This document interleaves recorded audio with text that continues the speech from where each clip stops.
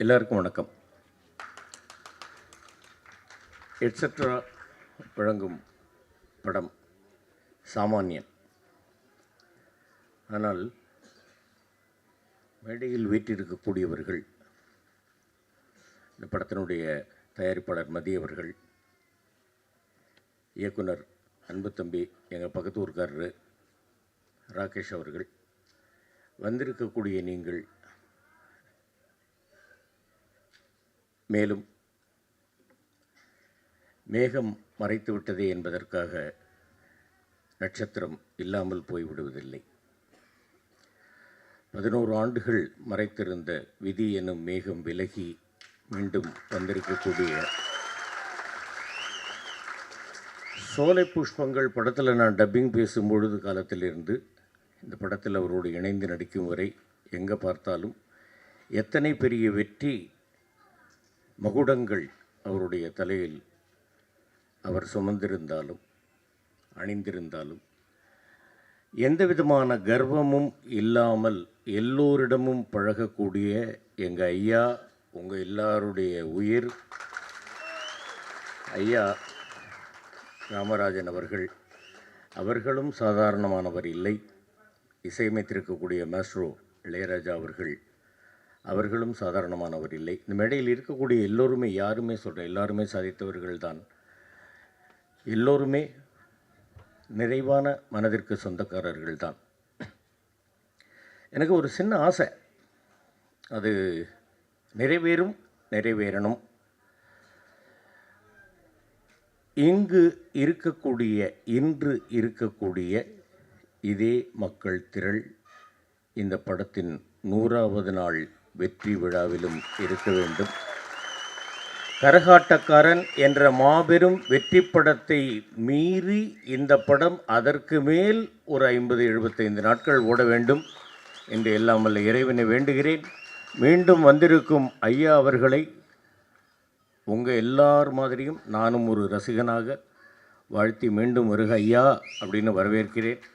மறுபடி இடைவெளி இல்லாமல் நடிங்க. மக்கள் நாயகன்ற பட்டம் உங்களுக்கு தான், வேறு யாரும் கிடையாது. நீங்கள் நடிங்க, நடிச்சுக்கிட்டே இருங்க, உங்களோடு சேர்ந்து நாங்களும் நடிக்கிறோம் அப்படின்னு ஒரு ஆசையை அவர்கிட்ட வைக்கிறேன், ஒரு வேண்டுகோளாகவும் வைக்கிறேன். இதே ஆதரவும் இதே அன்பும் ஐயா அவர்களுக்கும் கலைஞர்களாகிய எங்களுக்கும் உங்களிடமிருந்து என்றென்றும் கிடைக்க வேண்டும். நீங்கள் அனைவரும், நாங்கள் அனைவரும், தம்பி ராகேஷ் அவர்களும் ப்ரொடியூசர் அவர்களும் எல்லோரும் எல்லா வளமும் நலமும் பெற்று வாழ இறைவன் அருள் புரியட்டும் என்று வேண்டி விடைபெறுகிறேன். நன்றி, வணக்கம். சினிமாவுக்கே சம்பந்தமில்லாத ஒருத்தன் நான் இங்கே வந்து உட்காந்துருக்கேன். எனக்கு இருக்கிற ஒரே தகுதி, 20 வருஷத்துக்கு முன்னாடி கங்கா கௌரின்னு ஒரு படம் நடித்தேன். அந்த படத்தை முதல்ல எங்கள் அப்பா பார்க்குறதுக்கு காசு கொடுத்து, நான் ஒரு படம் நடிச்சிருக்கேன், போய் பார்த்துட்டு வாங்கப்பா, திண்டுக்கல் கணேஷ் தேட்டரில் ரிலீஸ் ஆகிருக்குன்ட்டு காசு கொடுத்தேன். எங்கள் அப்பா படம் முடிச்சுட்டு வந்து, எங்கடா படத்தில் உன்னை காணவே காணான்னாரு. இப்போ படம் முழுதும் நான் தான்ப்பா வருவேன், சீனில் நான் தான் பாட்டு பாடிட்டு வருவேன், யாரோ ஒரு கிழவன்லடா வந்தான்னாரு. படத்திலே கிழவனா நடித்து இப்படி கேவலப்படுத்திட்டியாடான்ட்டு பெத்த தகப்பேன் படத்தை பற்றி அப்படி விட்டார். அதுக்கப்புறம் நான் படமே நடிக்காமல் இப்போ தான் வந்து நம்ம அனுச்சரனோட டைரக்ஷனில் பன்னிக்குட்டின்னு ஒரு படம் நடித்தேன். அதுக்கு அடுத்து ஆலம்பனான்னு ஒரு படம் நடித்து அது இப்போ வெளியே வரப்போகுது. இந்த 3 தகுதியை தவிர வேறு எந்த தகுதியும் இந்த மேடையில் பேசுகிறதுக்கு எனக்கு இல்லை. ஆனால் இதை விட ஒரு பெரிய தகுதி என்னன்னா, மக்கள் நாயகன் ராமராஜனுடைய மிகப்பெரிய ரசிகன் நான். ஒன்று, அவருடைய நடிப்பு எதில் அப்படின்னா, ஒரு சிறப்பு ஒரே ஒரு வரியில் சொல்லணும்னா, மக்கள் திலகம் எம்ஜிஆர் தான் ஒரு படத்தில் எந்த பாட்டுக்கு வேணாலும் அப்படி கையை தூக்கி ஒரு ஆக்ஷன் பண்ணார்னா கூட்டமே அப்படியே கைதட்டி ரசிக்கும். புதிய சூரியனின் பார்வையிலே அப்படிம்பாரு, ஓன்னு கத்துவாங்க. அதுக்கு அடுத்து உழைக்கும் கைகளே அப்படிம்பாரு, அதுக்கு கை தட்டுவாங்க. சோகப்பாட்டு கூட அப்படி கை தூக்கி அன்பேவா அப்படிம்பாரு, உடனே சோகப்பாட்டுங்க கை தட்டுவாங்க. எம்ஜிஆர் ஒரு கலர் ட்ரெஸ் போட்டு அந்த கை தூக்கி மக்களிடம் வரவேற்பை பெற்றதற்கு அடுத்து அது மாதிரி ஒரு கலர் ட்ரெஸ் போட்டு கைகளை தூக்கி மக்களிடம் மிகப்பெரிய வரவேற்பை பெற்ற எம்ஜிஆருக்கு அடுத்து மக்களால் நேசிக்கப்பட்ட ஒரு கலைஞன் என்னுடைய இனிய சகோதரர் ராமராஜன். அவர்கிட்ட இருக்க ஒரு நல்ல குணம் நாங்கள்லாம் கற்றுக்கிட்டது, ஒரு படத்தில் சும்மா ஒரு 10 நிமிஷம் நடிச்சிருப்பேன், ஒரு டிஎஸ்பியாக நடிச்சிருப்பேன். அதுக்கப்புறம் தரையிலே நடக்க மாட்டேன். 10 மினிட்ஸ் அந்த படத்தில் டிஎஸ்பியாக நான் தான் நடிச்சிருக்கேன். அவன் கூட பிறந்த சகோதரனே அந்த படத்தை பார்க்க யோசிச்சிருப்பேன். ஆனால் அப்படி ஒரு படத்தில் 10 நிமிஷம் நடித்தவனே வானத்தில் பறக்கிற நேரத்தில் மக்களால் நேசிக்கப்பட்ட ஒரு கலைஞன் இவ்வளவு எளிமையாக ஒரு மனிதனை இதுவரைக்கும் நான் பார்த்ததில்லை. அவருடைய வெற்றிக்கு மிகப்பெரிய காரணமே அதுதான். இந்த படத்தினுடைய தயாரிப்பாளர் மதியழகன், அவர் பேரை பார்த்தோன்னே நம்ம ஏதோ மதுரைக்காரர் கருப்பாக ஒரு மாதிரி இருப்பாருன்னு பார்த்தா ஹிந்தி பட ப்ரொடியூசர் மாதிரி அப்படி கண்ணாடியும் அவர் கலரையும் பார்த்துட்டு உண்மையிலே ஒரு ஹிந்திக்காரன்னு தான் நினச்சேன். ஆனால் பேரை பார்த்துட்டு மதியழகன்னு இவ்வளவு அழகான தமிழ் பேர் வச்சு அவருடைய படத்தை திரும்ப ராமராஜன் சாருக்கு இத்தனை ஆண்டுகள் கழித்து மீண்டும் மக்களிடம் கொண்டு சென்றதற்காக அவருக்கு எல்லாரும் ஒரு பலத்த கரவொலி நம்ம மதியழகன் சாருக்கு கொடுக்கணும். அவருக்கு நேர ஆப்போசிட்டு டைரக்டரு, அவர் செக்க செவேர்னு ஹிந்திக்காரன் மாதிரி இருக்கார். டைரக்டர் பாருங்கள் நெல்சன் மண்டேலா மாதிரி, ஆனால் கலர் அப்படி இருக்கோ ஒழிய, ஆனால் அவருடைய திறமை அற்புதமானது. அவர் நடையும் அவர் அந்த ஒரு 2 நிமிஷம் ஷூட்டிங் ஸ்பாட்டில் பார்த்தேன், அவ்வளோ பரபரப்பாக இருந்தார்.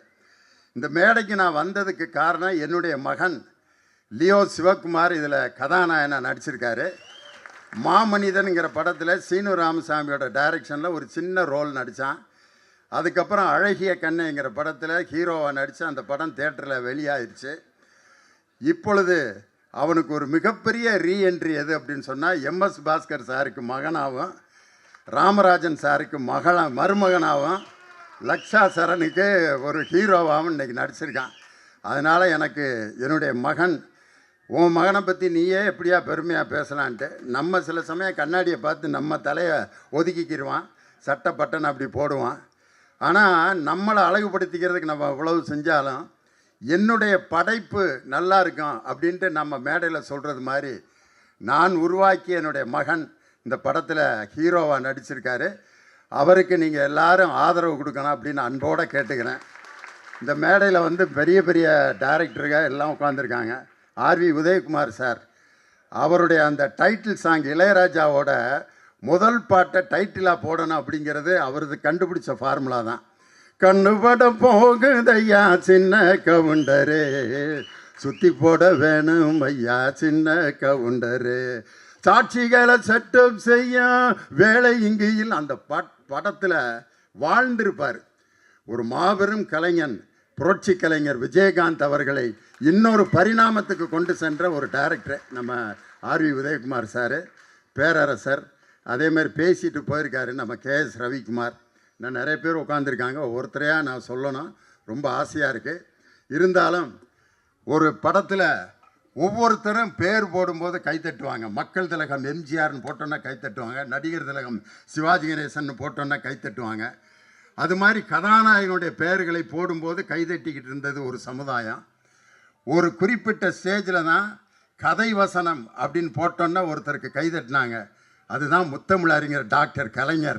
வசனம் மு கருணாநிதின்னு போட்டோன்னா வசனத்துக்கு கைதட்டு வாங்கியவர் ஒருத்தர்.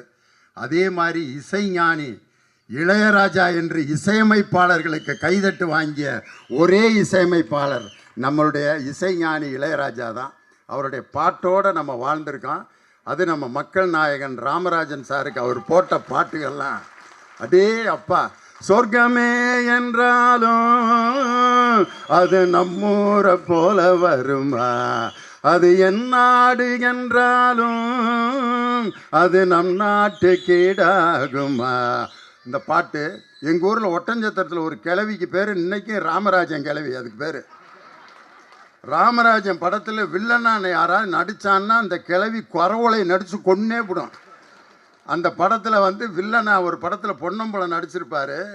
அந்த பொன்னம்பலம் ஏதோ ஒரு கல்யாணத்துக்கு வந்திருக்காரு. அந்த கிழவி இவனை நான் தீர்த்து கட்டாமல் விட மாட்டேன் அப்படின்னுச்சு. ஏன்னா ராமராஜனை என்ன அடி அடித்தான் தெரியுமா அப்படின்னு. நல்ல வேளை அந்த கிழவியை விட்டுருந்தாங்கன்னா அடித்தே கொண்டிருக்கும் பொன்னம்பலத்தை. பாவம் தங்கமான மனுஷன். இது பொன்னம்பலத்து மேலே இருக்க வெறி இல்லை, ராமராஜன் மேலே வைத்திருந்த உண்மையான பற்று பாசம். அந்த கிழவிக்கு பேர் இன்னும் இருக்குது. அந்த கிழவி 92 வயசு, ராமராஜன் கிழவினே பேர். அப்படி சாதாரண மக்களிடம் தன்னுடைய இயல்பான நடிப்பால், எளிமையால் மக்களிடம் வாழ்ந்து கொண்டிருக்கக்கூடிய ஒரு அற்புதமான கலைஞன் என்னுடைய அருமை சகோதரர் ராமராஜன். அதில் பேங்க் லோனை பற்றி இந்த படத்தில் ஒரு காட்சி. ஏன்னா பேங்க் லோனு வந்து இப்போ நம்ம டைரக்டர் கதையே சொல்லிடாதீங்கன்றாரு.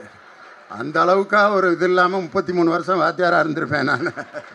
கொஸ்டினே நாங்கள் அவுட் பண்ண மாட்டோம். இப்போ போய் நாங்கள் கதையை சொல்லுவோமா? டைரக்டர் பார் பயந்துட்டார், ஏதோ கதையை பூரா சொல்லி முடிச்சிட்டாருன்னா என்னடா பண்ணுறதுன்னு.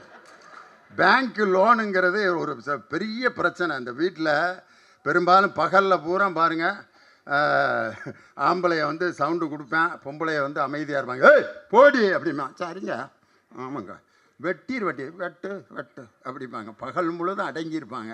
எப்போ தெரியுமா பொம்பளைகளுடைய டேன் வரும்? இந்த நைட்டு சாப்பிட்றதுக்கு உட்காருவாங்க பார்த்தீங்களா? அப்போ தான் சோத்தை போட்டு அந்த அம்மா போயிடுச்சுன்னா பேசாமல் சாப்பிட்டு எந்திரிச்சிருவான். சாப்பாட்டை போட்டு முன்னால் உட்காந்துச்சுன்னா தொலைஞ்சான், அன்னைக்கு ஏதோ மேட்ரு நடக்க போகுதுன்னு. உடனே அந்த அவரும் சொல்லுவான், எந்திரிச்சு போடி நான் சாப்பிட்டுக்கிறேன். இல்லை குழம்பு கேட்டிங்கன்னா ஊற்றணும்ல, ரசம் கேட்டிங்கன்னா ஊற்றணும், உப்பு அது நான் எடுத்துக்கிறேன்டி.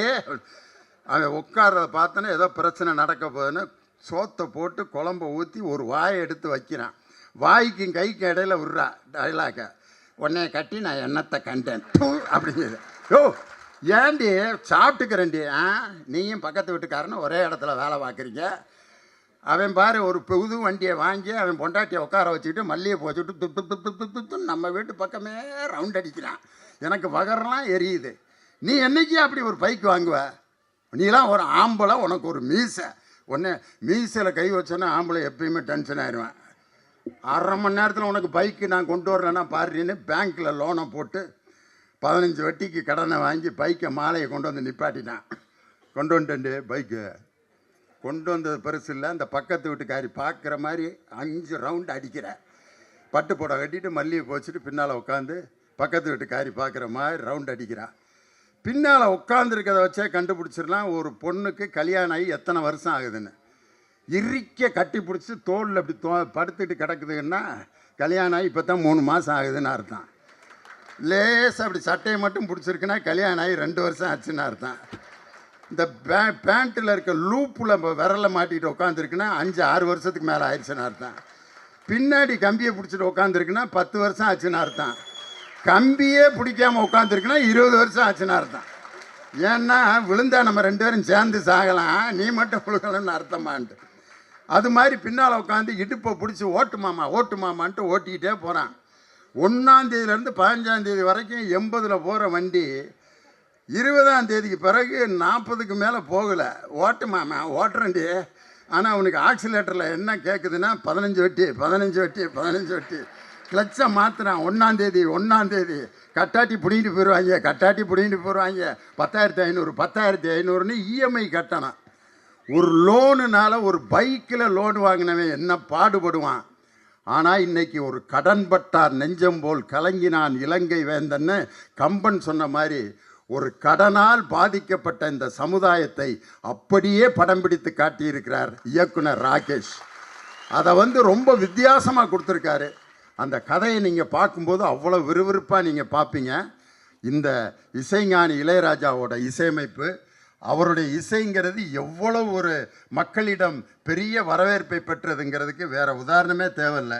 30 வருஷம் கழித்து இன்றைக்கி ஒரு பாட்டு ஹிட் ஆகிருக்கு பாருங்கள். இது மனித உணர்ந்து கொள்ள, இது மனித காதல் அல்ல அல்ல அல்ல அல்ல அல்ல, அதையும் தாண்டி புனிதமானது புனிதமானது புனிதமானது. உண்டான காயமின்று உன்னாலே மாறி போன மாயம் என்ன பொன்பானே செந்தேனே. அங்கே பாரு, 4 வயசு குழந்தை. இந்த பாட்டு இப்போ அந்த குழந்தைக்கு பாதிப்பை ஏற்படுத்தியிருக்குன்னா இந்த மஞ்சுமல் பாய்ஸுங்கிற அந்த படத்தில் 30 ஆண்டுகள் கழித்து இசைஞானி இளையராஜா அந்த படத்தில் ஒரு பாடலில் வாழ்ந்து கொண்டிருக்கிறார்னா அந்த இசையமைப்பில் இன்னைக்கு உருவாகியிருக்கிறது சாமானியன். சாமானியன்னா சாதாரண மனுஷன். சாமானிய மக்களுக்கு நீங்கள் என்ன செய்தீர்கள் அப்படிமா. சாமானிய மக்கள்னா ஏழைகள், சாதாரணவர்.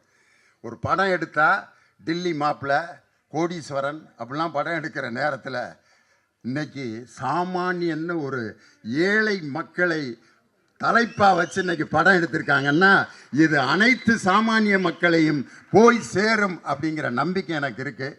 நம்ம மக்கள் நாயகன் ராமராஜன் சாருக்கு நான் கொடுக்கின்ற வாழ்த்து என்னன்னா, அவருடைய முதல் படம் கரகாட்டக்காரன், இரண்டாவது அதுக்கப்புறம் மிகப்பெரிய வெற்றி இது முதல் படம் எங்க ஊர் பாட்டுக்காரன், அதுக்கப்புறம் வெற்றி படம் கரகாட்டக்காரன். இந்த எங்க ஊர் பாட்டுக்காரன் கரகாட்டக்காரன் இதற்கு அடுத்து இதைவிட பெரிய வெற்றி பெறப்போவது சாமானியன். எங்க ஊர் பாட்டுக்காரன், கரகாட்டக்காரன், சாமானியன் 3 ஒரே எழுத்தில் முடியுது. அதனால் அதே போல் வெற்றியும் இந்த படங்கள் வெற்றி அடையணும்னு அன்போடு நான் கேட்டுக்கொண்டு, எங்களுடைய மக்கள் நாயகன் மீண்டும் திரையுலகிற்கு வந்திருக்கிறார். அவரை பலத்த கரவொலி எழுப்பி வரவேற்று, இன்னைக்கு இந்த கமலா தியேட்டர் எப்படி அரங்கு நிறைந்து எல்லோருடைய வரவேற்பையும் பெற்றிருக்கிறதோ, அதே போல் சாமானியன் படத்தினுடைய ஒவ்வொரு காட்சியிலும் இதுபோல் அரங்கு நிறைந்த காட்சிகளாக அது மிகப்பெரிய வெற்றி அடைந்து மக்கள் நாயகனை மீண்டும் மீண்டும் பல வெற்றி படங்களை தருவதற்கு மதியழகன், ராகேஷ் போன்ற அவர்கள் அந்த டீமை நான் உண்மையிலே மனதார வாழ்த்துகிறேன். மேடையில் உட்கார்ந்துருக்கவங்க எல்லாருடைய பெயரையும் நான் சொல்லவில்லை என்பதை மனதில் பொருட்படுத்தாமல், ஏன்னா 9 மணிக்கு இந்த தியேட்டரை கொடுக்கணுமா, நம்ம மக்கள் நாயகன் ராமராஜனுடைய அந்த படம் எப்படி இருக்கும்னா மதுரை கோனார் மெஸ் மாதிரி. அந்த கோனார் மெஸ் அவருக்கு ரொம்ப பிடிக்கும். முதல்ல நான் அங்கே தான் அவரை சந்தித்தேன். நல்லா சாப்பிட்டுக்கிட்டு இருந்தார் மக்களோட உட்காந்து. பக்கத்தில் போய் நான் உட்காந்தேன். நான் தான் லியோனி அப்படின்னா யார் அப்படின்னாரு. அப்புறம் பட்டிமன்றத்தில் நான் என் குரலை கேட்டோன்னா, பட்டிமன்றம் லியோனி சார் அப்படின்ட்டு அந்த மட்டன் கறி தோசை சாப்பிட்டுட்டு இருந்தார். அதை விட்டுட்டு இப்படி எந்திரிச்சு எனக்கு வணக்கம் சொன்னார் பாருங்கள். இவ்வளோ பெரிய நடிகர் ஒரு சாதாரண வாத்தியாருக்கு எந்திரிச்சு வணக்கம் சொல்கிறாரு. இவர் மிகப்பெரிய ஒரு மனிதராக இருப்பார்ன்ட்டு அன்னைக்கு என் மனதில் இடம்பெற்ற அந்த மனிதர் இன்று வரை அதே உயரத்தில் தான். இன்றும் என்னுடைய இதயத்தில் மட்டுமல்ல, கோடான கோடி தமிழ் நெஞ்சங்களில் அவருடைய மக்கள் நாயகன் என்ற பெயரில் அவர் மென்மேலும் பல வெற்றி படங்களை கொடுத்து மக்களிடம் இதே வரவேற்போடு அவர் இருக்க வேண்டும். அவருக்கு நீடிய ஆயுளையும் நல்ல உடல் நலத்தையும் இயற்கையும் இறைவனும் கொடுக்க வேண்டும் என்று உங்கள் அனைவரின் சார்பாக அவரை அன்போடு வாழ்த்தி விடைபெறுகிறேன். வணக்கம். நான் இந்த 2-3 ஆண்டுகளாக நிறைய திரைப்பட பாடல் வெளியீட்டு விழாவுக்கும் ட்ரெய்லர் வெளியீட்டு விழாவுக்கும் சென்று கொண்டிருக்கிறேன். அதில் இப்படி ஒரு அரங்கு நிறைந்த ஒரு விழாவை நான் ரொம்ப நாள் கழித்து இன்றைக்கி தான் பார்க்குறேன். அப்புறம் 11 வருஷம் கேப்போ 15 வருஷம் கேப்போ, இந்த கேப்பை பற்றியெல்லாம் கவலை இல்லை. மக்கள் நாயகன் நடித்தால் அது கேப் இல்லாமல் சீட்டு ஃபில்லப் ஆகுன்றதுக்கு உதாரணம் இல்லை. எந்த தியேட்டராக இருந்தாலும் சரி. ராமராஜன் சார் ஒரு அற்புதமான கலைஞர். அதாவது பார்த்திங்கன்னா, புரட்சி தலைவர் எம்ஜிஆர் அவர் ஒரு ஸ்டைல் ஆஃப் ஆக்டிங்கு, எம்ஜிஆர் ஒரு ஸ்டைல் ஆஃப் ஆக்டிங், அவர் ஸ்டைலிஸ்ட் ஆக்டிங்கு. அந்த 2 பேரையும் ஃபாலோ பண்ணது 2 பேர், கமல் சாரு, ரஜினி சாரு. அவங்க 2 பேரும், Rajini sir stylist actor, Kamal sir இயல்பான ஆக்டரு. ஆனால் இது எல்லாத்தையும் தூக்கி சாப்பிட்ற மாதிரி ஒரு ஆக்டர் யாருன்னா அது ராமராஜன் சார் தான். ஏன்னா அவர் தான் எப்படி தன் மனம் இதயம் எப்படி இருக்கிறதோ அதே மாதிரி அவர் முகத்தோற்றத்தோட பாவனையோட இயல்பான ஒரு நடிகர், யதார்த்தமான ஒரு நடிகர். உலகத்தில் நடிப்புக்கு நிறைய பேர் இருக்குது. ஸ்டைலைஸ்ட் ஆக்டிங், மாடர்ன் ஆக்டிங், அதே மாதிரி ரியலிஸ்டிக் ஆக்டிங், இப்படியெல்லாம் சொல்லுவாங்க. ஆனால் அதில் யதார்த்தமான ஆக்டிங்னு ஒன்று இல்லை. அது இருந்தால் அது ராமராஜன் சாரால் மட்டும்தான் செய்யும். ஆனால் அவர் மனசு அதே மாதிரி தான். நான்லாம் மிக ரொம்ப எனக்கு ஒரு பெரிய வருத்தம் ஒன்று உண்டு. ராமராஜன் அவர்களை எல்லாம் என்னால் இயக்க முடியாமல் போய்விட்டதே, அது ஒரு கேப்பு. ஆனால் எனக்கு 2வது படம், நான் என்னுடைய முதல் படம் 1988 ரிலீஸ் ஆச்சு. அது மிகப்பெரிய வெற்றி எடுத்தது. நான் ஆர்.எம். வீரப்பன் சார் அவர்களுக்கு சிவாஜி கணேசனையும் சத்யராஜ் சாரையும் வைத்து ஒரு படம் இயக்கிட்டுருக்கேன். அப்போ எனக்கு ஒரு ஆசை, நம்ம நண்பர்கள் எல்லாம் சேர்த்து என்னை டிஸ்ட்ரிபியூஷனில் இழுத்து விட்டாங்க. டிஸ்ட்ரிபியூஷனில் நான் வாங்கின முதல் படமே என்னென்னா, எல்லாம் மிரண்டுறாதீங்க, ரஜினி சாரோட படம். அதுக்கு நான் டிஸ்ட்ரிபியூட்டர் சவுத் பாண்டிக்கு. என்ன படம்னா தர்மத்தின் தலைவன். அது வந்து நம்ம தேவர் ஃபிலிம்ஸோட படம். அது பெரிய பிரச்சனைகள் வந்து அது அப்படியே கொஞ்சம் ரிலீஸ் தள்ளி எல்லாம் போயிடுச்சு. கிட்டத்தட்ட பெரும் தொகையை நான் சம்பாதிக்கவே ஆரம்பிக்கலை, அதுக்குள்ளே கடனை வாங்கிட்டு பெருந்தொகையை இன்வெஸ்ட் பண்ண வச்சுட்டானுங்க நம்ம ஃப்ரெண்ட்ஸுங்க. படம் ரிலீஸ் தள்ளி போயிட்டே இருக்குது. எனக்கு ராமநாராயணன் சார் தான் வந்து அந்த படங்கள் எல்லாம் வந்து அவர்கிட்ட இருந்து தான் வாங்கினோம். அவர் வந்து உதயகுமார் இது ரொம்ப லேட் ஆகுது, நான் இன்னொரு படம் தர்றேன், வெறும் 2 லட்ச ரூபா தான், நீங்கள் 9 லட்ச ரூபா கொடுத்துட்டீங்க, 7 லட்ச ரூபா நான் உங்களுக்கு கொடுத்துட்றேன், இப்போவே வாங்கிக்கோங்க, அந்த 2 லட்ச ரூபாய்க்கு நான் உங்களுக்கு ஒரு படம் தரேன், அதை ரிலீஸ் பண்ணுங்கள், நல்ல படம் நல்லா ஓடுன்னு. என்ன படம் சார்னு கேட்டேன். இது ராமராஜன் சார் நடித்த படம் அப்படின்னு. ரஜினி சார் படத்தை நம்ம டிஸ்ட்ரிபியூஷனுக்கு அட்வான்ஸ் பண்ணிவிட்டு ராமராஜன் சார் படத்தை நம்ம ரிலீஸ் பண்ணுறதா அப்படின்னு நான் ஒரு நிமிஷம் யோசனை பண்ணேன். இல்லை சார், அவங்க எதுவும் தப்பாக நினைப்பாங்க, தேவர் ஃபிலிம்ஸ்காரங்களுக்கு நம்ம அட்வான்ஸ் கொடுத்துட்டு அவ்வளோ பெரிய நிறுவனத்துக்கிட்ட நான் படம் வாங்கலேன்னு சொன்னால் அவங்க மனசு புண்படுவாங்களே, நான் என்ன பண்ணுறது, இதையும் சேர்த்து வாங்கிட்டுமா சார்னு. இதுக்கே நீ இன்னும் வந்து 7 ரூபா என்னமோ பேலன்ஸ் கொடுக்க வேண்டியிருக்கு, அதை எப்படி நீங்கள் பண்ண முடியும்? அங்கே மிஸ் பண்ணேன். அந்த கரகாட்டக்காரன் 1 கோடி ரூபா கலெக்ட் பண்ணிச்சப்போ அந்த சவுத் பாண்டி. இன்னொரு உண்மையை சொல்கிறேன், ரஜினி சார் படத்தில் எனக்கு 4.5 கோடி ரூபா லாஸ். பாருங்கள், அப்படின்னா ஹூ இஸ் மிஸ்டர் ராமராஜன்? அதாவது இது வந்து தப்பாக ரைட்டான்றதல்ல, சினிமா சாமானியனையும் பெரிய ஆளாக்கிடும், பெரிய ஆளையும் சாமானியன் ஆக்கிடும். இப்போ ரெண்டுமே அவர் தான். இப்போ இவர் சாமானியனாக தெரியறாரு, இந்த படம் ரிலீஸ் ஆன உடனே எஜமான ஆகிடுவார்.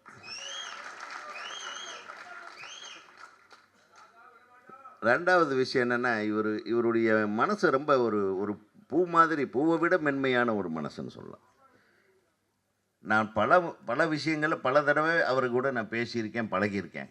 எந்த இடத்துலையும் அந்த அன்பு மாறாமல், அந்த பண்பு மாறாமல், அந்த சாஃப்டாக பேசுகிறது, அந்த பழக்கம் இருக்குது பாருங்கள், அது வந்து அவர்கிட்ட இருந்து கற்றுக்கணும். புரட்சி தலைவருக்கு அடுத்தது அண்ணன் சொன்னார், அண்ணன் ரொம்ப அழகாக சொன்னார், இந்த பாட்டெல்லாம் பாடி லியோ சார் அவர் சூப்பராக பேசினார். நான் சொல்கிறேன், இவர் தான் சின்ன மக்கள் திலகம். உண்மையாக நம்ம அப்படி கூப்பிடலாம், தப்பு இல்லை. யார் எளிமையான ஒரு ஏழை பங்காளனாக ஒரு சாதாரண மக்களுக்கு உதவி செய்கிற, இப்போ நம்ம இவர் சொன்னார், சவுந்தர் சொன்னார், நம்ம இவர் பிஆர் அண்ணன் சொன்னார், என்ன தயாரிப்பாளர் ஆக்குனாருன்னு.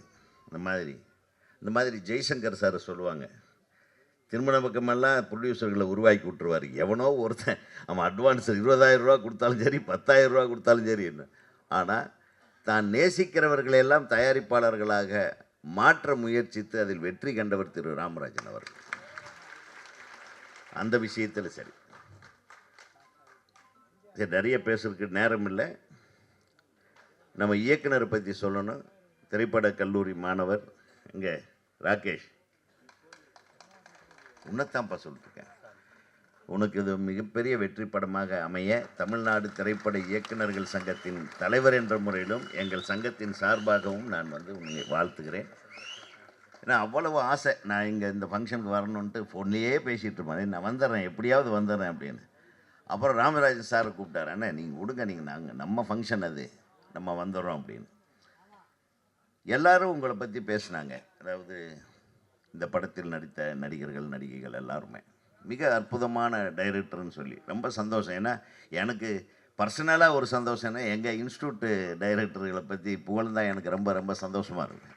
ஏன்னா நம்ம குழந்தைகளை நம்ம பாராட்டு, அண்ணனுக்கு எப்படி வந்து அண்ணனுடைய சன்னை இன்ட்ரடியூஸ் பண்ணுது எவ்வளோ ஒரு மனசுக்கு ஒரு நெகிழ்வான விஷயம். அதே மாதிரி அந்த நிகழ்ச்சி எனக்கு ராகேஷ் அவர்களால் எனக்கு இந்த மேடையில் கிடைத்திருக்கிறது என்பது மிக மகிழ்ச்சியான விஷயம். அது மட்டும் இல்லை, ஹீரோயின் நல்ல தமிழில் பேசுனீங்க, பிரமாதமாக பேசுனீங்க. தம்பி லியோ அண்ணனோட சன்னு அவர் லியோ சிவா, நல்லா இருக்கீங்க தம்பி, நீங்கள் நிச்சயமாக பெரிய நடிகராக வரணும், வாழ்த்துறேன். ஏன்னா அன்பும் அரணும் உடைத்தாயின் அந்த அந்த அந்த பண்பெல்லாம் உங்ககிட்ட இருக்குது, அப்பா கிட்ட இருக்கிற அத்தனை பண்பும். ஆனால் வந்து என்னுடைய சின்ன கவுண்டர் படத்தை பற்றி கொஞ்சம் பெருமையாக பேசிட்டார். ஆனால் அங்கங்கே போட்டு வம்பு இழுப்பார் என்ன மேடையில். அந்த பம்பரம் விட்டதை வச்சு எனக்கு வச்சு செய்வார். நான் அதையும் பார்த்து அது நான் கேட்டிருக்கேன், அது என்னென்ன அந்த பம்பரம்னா தெரியாதனமாக விட்டேன் அப்படின்னு. அது விட்டதுனால தாங்க நம்ம இங்கே மேடையில் பேச முடியுது. இல்லைன்னா விடாமல் இருந்திருந்தால் மேடை அப்படி இந்த மாதிரி ஒருத்தர் கொடுத்து வாங்கிக்கிறோம். ஏன்னா கிவ் அண்ட் டேக். அதனால் நீங்கள் சினிமாவில் இல்லைன்னாலும் சினிமாக்காரங்களை விட அதிக சினிமாவை வந்து நீங்கள் வந்து வாழ்த்துறீங்க. சினிமாவை வந்து சினிமா பாடல்களை நீங்கள் எவ்வளவு அழகாக பாடி இந்த ஒவ்வொரு கருத்துக்களையும் மக்களிடம் கொண்டு போய் சேர்க்கும்போது இந்த திரைத்துறையே உங்களுக்கு கடமைப்பட்டிருக்கிறது என்பதை நான் இங்கே சொல்லிக்கொள்ள ஆசைப்படுகிறேன்.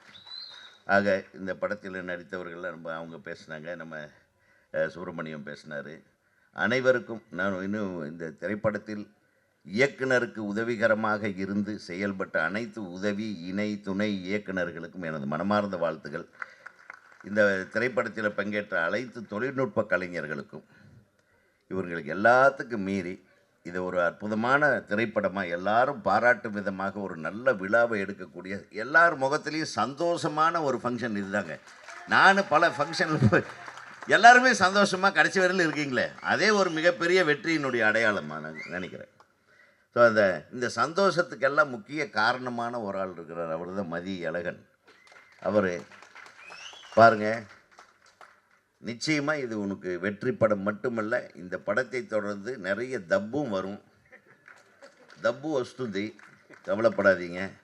உங்களுக்கு மிகப்பெரிய பொருளையும் புகழையும் ஈட்டித் தரக்கூடிய ஒரு வெற்றி படமாக சாமானியன் அமைய என்னுடைய மனமார்ந்த வாழ்த்துக்களை சொல்லி, மீண்டும் ராமராஜன் அண்ணன் அவர்களை மிகப்பெரிய அளவிற்கு இது உயர்த்தி விட வேண்டும். ஏன்னா அதுக்கு நாங்கள் எழுதிருப்பேன். நிச்சயம் யாரோ ஒருத்தர் சொன்னாங்க, வாய்ப்பு வந்தால் நானும் அவரை வைத்து ஒரு சாமானியனுக்கு அடுத்த ஒரு எஜமான் மாதிரி ஒரு படம் எடுக்கிறதுக்கு நான் ரெடியாக தான் இருக்கேன், அது நடக்கட்டும் என்று கூறி இந்த விழாவிற்கு என்னை அழைத்தமைக்கு நன்றி கூறி அனைவருக்கும் நன்றி கூறி வாழ்த்து கூறி விடைபெறுகிறேன். நன்றி, வணக்கம்.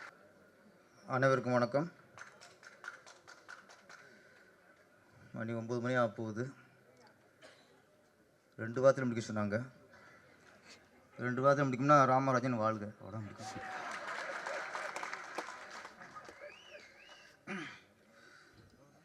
இங்கே எல்லோரும் பார்க்கும்போது எனக்கு ஒரு அதிசயமாக அபூர்வமாக தெரியுது. ஒரு சந்தோஷமான விஷயம் என்னென்னா, எல்லார் முகத்துலேயும் ஒரு மலர்ச்சி, ஒரு சந்தோஷம், ஒரு பாசம். இத்தனை வருஷம் கேப்புக்கு அப்புறம் ஒரு ஹீரோ வந்து படம் பண்ணுறாருங்கிறது அந்த கராட்டக்காரனில் இருந்த அந்த ரசிகர்களோட அதே சக்தி, அதே புத்துணர்ச்சி இப்போ இந்த மேலே பார்க்க முடியுது. ராமராஜன் சாருக்கு வந்து இப்போ சொன்னாங்க, ஏன்னா பேர்லேயே இப்போ ராமர் இருக்கனால இடையில ஒரு வனவாசம் முடிஞ்சதுக்கப்புறம் பட்டாபிஷேகம் தான். ஏன்னா சாமானியன் வந்து ஒரு பட்டாபிஷேகத்துக்கு ரெடி ஆயிடுச்சு. ராமராஜன் அப்படிங்கும்போது எல்லாருமே இப்போ ஒரு லீவன் சாருக்கு தெரியும். ஆனால் கொஞ்சம் அவரு வசந்த மாளிகை டயத்தில் அந்த வாணிஸ்ரீ கொண்டேனா ஃபேமஸ். அப்புறம் உதயகுமார் சார் தெரியும், குஷ்பு இட்லின்னா ஃபேமஸ். இப்போ உங்களுக்கு தான் தெரியும், நதியா சுடிதாரு தோடு எல்லாமே ஃபேமஸ் ஆச்சு. நடிகைகளுக்கு தான் கொண்டாடுவாங்க. அப்படியே நடிகை நதியா சுடிதாரு, குஷ்பு இட்லி, வாணிஸ்ரீ கொண்டை. ஆமாம், அந்த ஹீரோக்களில் ராமராஜன் சட்டை சாயம் போக சட்டை கலராக இருக்கும், ஆனால் சாயம் போகாது. இன்றைக்கி இங்கே பார்த்தா இந்த கூட்டத்திலேயே பல சட்டை ராமராஜன் சட்டை மின்னிக்கிட்டு இருக்கு. அப்போ என்ன, ராமராஜன் தான், ராஜராஜா மாதிரி ராமராஜன் தான். உதயகுமார் சட்டை பற்றிலாம் வரும்போதே அவர் சட்டை தேடி பிடிச்சி வாங்கி போட்டார். ஆமாம், ராமராஜ் சார் மாறுவார் தவிர நாங்களாம் மாற மாதிரி இல்லைண்ணே. ஆமாம், ராமராஜன் சாருக்கும் எனக்கும் சில ஒற்றுமைகள். என்னோட குருநாதர் ராமநாராயண சார் தான் அவருடைய குருநாதரும். என்னுடைய தாய் வீடு ஸ்ரீ தேனடார் ஃபிலிம்ஸ், அதுதான் அவருடைய தாய் வீடு. இன்னொரு ஒற்றுமை, எப்படி ஊர் அவருக்கு ராசியோ அவன் எனக்கும் ஊர் ராசி. நம்ம ஊர் நல்ல ஊர், எங்கள் ஊர் பாட்டுக்காரன், ஊர் விட்டு ஊர் வந்து எங்கள் ஊர் ராசா, எங்கள் ஊர் நாயகன். ஊர் நல்ல ஹிட்டு தான்.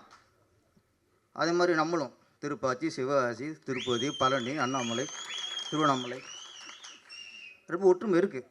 அவருக்கும் ஊர்னா ராசி, எனக்கும் ஊர்னா ராசி. நம்ம லியோனி சாருக்கும் கொஞ்சம் ராசி. வெறும் லியோனியா கொஞ்சம் முடிப்பாங்க, யார் லியோனிப்பாங்க, திண்டுக்கல் வேணினா ஓ பட்டிமன்றம் ஆளான்றோம். அதனால் அண்ணே நீங்களும் நம்மளால் தான், நீங்களும் நம்மளும் ஊர் ராசி தான் நம்மளுக்கெலாம். ஆமாம், லியோனி சாருடைய பையன் லியோனி சிவா. ஆமாம், அவர் ஓரமான ஆளு லியோனி சார். எப்பவுமே பாருங்கள், அவர் அரசியல்வாதி, ஆனால் தான் வாரிசை வந்து சிம்மல வாரிசை உருவாக்கிட்டார். அரசியல் உருவாக்கல. கொஞ்சம் அவங்க அரசியல்வாதி, வருமான அரசியல்வாதி நினைக்கிறேன். சினிமாவில் பெரிய ஆள் வரணும், நீங்கள் பெரிய ஹீரோ வரணும்.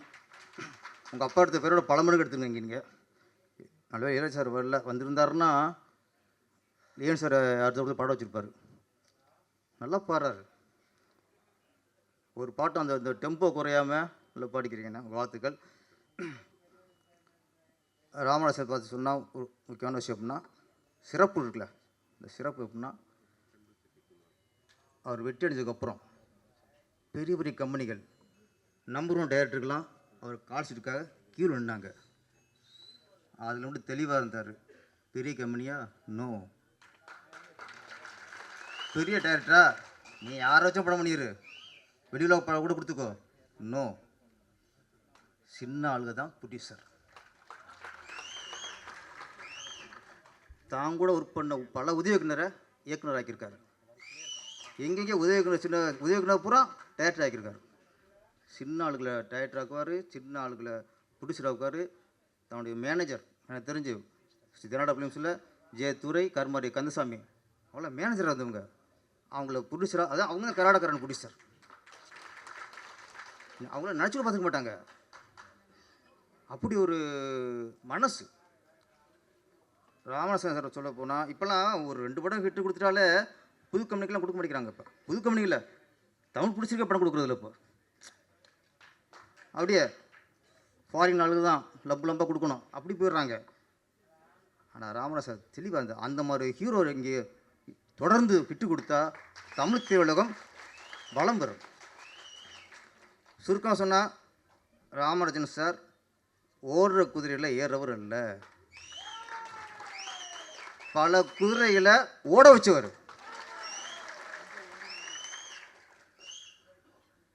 ஒரு சின்ன விபத்து, அந்த விபத்து தான் அந்த இடைவெளியை தவிர, அவர் படம் வந்து சரியாக போல ரசிகர்லாம் மாறிட்டாங்க. ரசிகர் இருக்கல, அப்படியே இருக்கல, இன்றைக்கி கொண்டாடுறீங்களே. அந்த விபத்தில் இன்னைக்கு மீண்டும் நம்ம கூட உட்காந்து இன்றைக்கும் ஆரோக்கியம் வந்திருக்காருன்னா அதற்கு காரணம் அவர் மனசும் நீங்களும் தான். உங்கள் அன்பு, உங்களுடைய பாசம், உங்கள் நேசம், அதுதான் இன்றைக்கி அவரை மீட்டு கொண்டாந்து உட்கார வச்சுருக்கு.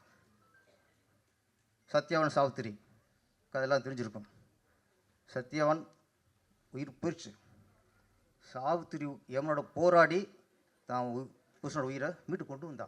அங்கே கற்பு சிறப்பாக இருந்துச்சு, மீட்டு கொண்டு வந்தான். இங்கே ராமராஜர் அந்த விபத்தில் தப்பிச்சு இன்றைக்கி அவன் கூட இருக்காருன்னா ரசிகர்களோட நேசம்தான். வெற்றி பெற்றுக்கிட்டே இருக்கிறது அது வெற்றி சொல்லிட முடியாது. ஒருத்தர் வெற்றியை காலம் சொல்லிகிட்டே இருக்கணும், காலங்காலமாக சொல்லிக்கிட்டு இருக்கணும். அதுதான் உண்மையான வெற்றி. ஸோ நான் தொடர்ந்து வெற்றி கொடுத்தே இருக்கேன் அப்படிங்கிறது அது அதெல்லாம் வரல, மறைக்கப்பட்டுக்கிறோம். ராமராஜனுடைய வெற்றி, அண்ணன் ராமராஜனோட வெற்றி இன்றைக்கும் அவர் 5 வருஷத்துக்கு அப்புறம் இன்றைக்கி பேசுகிறோம், இன்னும் 20 வருஷத்துக்கு அப்புறம் பேசுவோம். தமிழ் திரையுலகில் ராமராஜனுடைய அடையாளம் கல்வெட்டு மாதிரி அது என்றைக்கும் அது மறையாது. சாமானியன், சாமானியன்கிறது சாமானியோட சிறப்பு எப்படின்னா, சாமானியனை பிறந்து சாமானியனை வாழ்ந்து சாமானியனை இறக்குறது இல்லை. சாமானியன் சிறப்பு ஒரு சாமானியனை பிறந்து வீடு வீடாக பத்திரிக்கை போட்டு பின்னாடி இந்தியாவில் எல்லா பத்திரிகையும் தலைப்புச் செய்தி வர அளவுக்கு ஜனாதிபதி இருந்தார்ல அப்துல் கலாம். அதான் சாமானியன் சிறப்பு. ஒரு ஏழைத்தாயின் வயிற்றில் பிறந்து வறுமையில் வாடி மக்களை நேசிச்சு அரசியலுக்கு வந்து இன்றைக்கும் முதலமைச்சர்னா இப்படி தான் இருக்கணும் அப்படின்னு முன்னுதரம் இருக்கார் கர்மவீரர் காமராஜர். அதே சாமானியன் சிறப்பு. ஒரு தியேட்டரில் டிக்கெட்டு கிளிக்கிற ஒரு ஆளாக இருந்து அப்படி சாமானியனாக இருந்து பின்னாடி உதவியாளராகி இயக்குனராகி நடிகராகி தான் நடித்த படம் ஒரு வருஷம் ஓடிச்சுல, அதான் சாமானியன் சிறப்பு. அந்த சாமானியன் சிறப்பு தான் ராமராஜன் சிறப்பு. இந்த சாமானியனும் மிகப்பெரிய வெற்றி அடைந்து மீண்டும் ராமராஜன் விஸ்வரூபம் எடுப்பார். இது 45வது படம். விரைவில் 50வது இடத்தை எதிர்பார்ப்போம். நன்றி, வணக்கம்.